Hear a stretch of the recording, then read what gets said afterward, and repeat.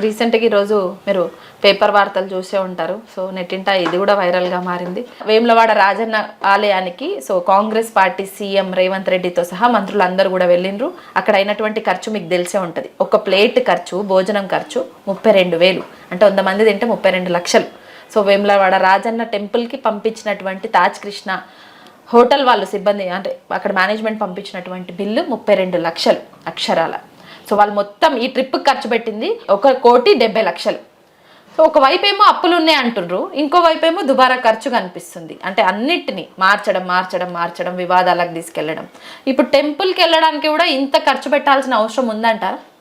అంటే వీళ్ళంతా కూడా ఏంటంటే ఒక స్టేజ్ మేనేజ్మెంట్ చేస్తుంటారమ్మా. ఏదో రోజు ఒక ఈవెంట్ కావాలా వాళ్ళకి, రోజు ఒక ఈవెంట్ కావాలా, రోజు ఒక ఇష్యూ కావాలా.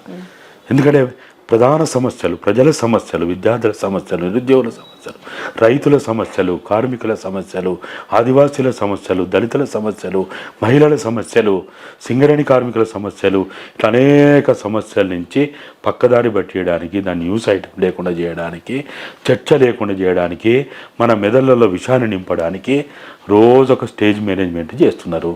దాంట్లో అదొక స్టేజ్ మేనేజ్మెంట్. ఢిల్లీ పోవడం ఒక స్టేజ్మెంటు, వేములవాడ పోవడం, లేకపోతే రామప్ప పోవడం, లక్నవరం పోవడం, లేకపోతే ఇంకో మీటింగ్ పోవడం, ఇంకో కార్యక్రమం చేయడం, లేకపోతే హైదరాబాద్లో చిందులు వేయడం, అట్లనే తెలంగాణ తల్లి పేరుతోటి లేకపోతే టీఎస్ఎన్జి టీజీ చేయడం అనో, జాతీయ గీతం అనో, ఒక్కొక్క దానికి ఒక వారం, 10 రోజులు, నెల రోజులు, ఇవన్నీ ఇట్లా కాలం గడుపుకోవడానికి తప్ప ఇంక వేరే ఏముందమ్మా? వేరే ఏమైనా ఉన్నదా? సో ఢిల్లీకి పోవడం అనేసి మీరు అన్నారు, ఇది అంటే డ్రామాలో ఒక భాగం అని. అంటే ఢిల్లీకి ఈ మధ్యకాలంలో చాలాసార్లు పోయి ఉంటాడు. రాహుల్ గాంధీకి సంబంధించి ఆయన అపాయింట్మెంటే ఇవ్వట్లేదు అని రీసెంట్గా సీతక్కని కావచ్చు, లేదంటే బట్టి విక్రమార్కని కావచ్చు, మంత్రులను అందరినీ కలుస్తున్నాడు. మరి సీఎం రేవంత్ రెడ్డికి రాహుల్ గాంధీ ఎందుకు అపాయింట్మెంట్ ఇవ్వట్లేదు? మీకున్న సమాచారం మీరు అనాలిసిస్ చేసి చెప్తుంటారు. అప్పుడు ఎట్లిస్తారమ్మా? ఎట్లిస్తారు చెప్పండి? ఇప్పుడు అడిగేటోనికి సిగ్గు లేకున్నా ఏదో అంటారు చూడు, ఇచ్చేటోనికి సిగ్గు ఉండాలని. ఇప్పుడు ఆయన అదానితోటి దోస్తాన్ని చేస్తున్నాడు, అది వాస్తవం. ఒకవైపు ఏమో అదానితోటి సావోరేవో తేల్చుకునే పనిలో రాహుల్ గాంధీ ఉన్నాడు, లేకపోతే ఆ కుటుంబం ఉన్నది. ఎట్లిస్తాడమ్మా? ఎట్లిస్తాడు చెప్పండి? ఓవైపు ఆయనతో అంటగాగుతావు, ఆయనతో దోస్తాన్ని చేస్తావు, ఆయన ఇచ్చేది తీసుకుంటావు, ఆయనకి తెలంగాణ సంపదని తాకట్టు పెడతావు. ఎట్లా సాధ్యమవుతుంది? సాధ్యమైంది అంటారా? మీరు దగ్గర జీతం తీసుకుంటూ ఇంకో దగ్గర పోయి వాళ్ళకి పని చేస్తా అంటే ఊకుంటారా మీ యాజమాన్యం? అరే సింపుల్ అమ్మా. రాహుల్ గాంధీ అంత పిచ్చోడా, తిక్కలోడా, తెలియనోడా? ఆయనకి ఇన్ఫర్మేషన్ ఉండదా? ఏం జరిగేది ఉండదా? ఇక్కడ మంత్రులనే చెప్తాండ్రు, ఎమ్మెల్యేలు చెప్తాండ్రు, ఆయనకు ఇంటెలిజెన్సీ ఉంటుంది, లేకుండా ఎట్టుంటుందమ్మా?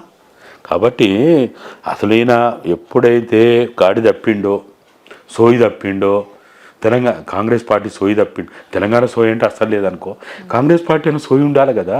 ఆ పార్టీకి చరిత్ర ఉంటుంది, ప్రణాళిక ఉంటుంది, ఒక రోడ్ మ్యాప్ ఉంటుంది. ఆ సోయిలో నన్ను పనిచేయాలి కదా. పని చేయకపోతే ఎవరెందుకు ఊరుకుంటారమ్మా? ఇప్పుడు మనము చాలా సింపుల్గా చూస్తూ ఉంటాం కదా. ఓ పార్టీలో ఉన్నప్పుడు ఆ పార్టీ క్రమశిక్షణ, పార్టీ ప్రణాళిక, పార్టీకి సంబంధించినటువంటి కార్యాచరణ ఇవన్నీ ఉంటాయి కదా. ఓవైపు ఏమో రాజ్యాంగ పరిరక్షణ పేరుతోటి రాహుల్ గాంధీ పుస్తకం పట్టుకుని 3 రోజులు పార్లమెంట్లో అది మాట్లాడింది కదా. రాజ్యాంగం ఎట్లుండాలి, ఎట్లుంటుంది, ఏం జరుగుతుంది అని మాట్లాడుతున్నాడు కదా.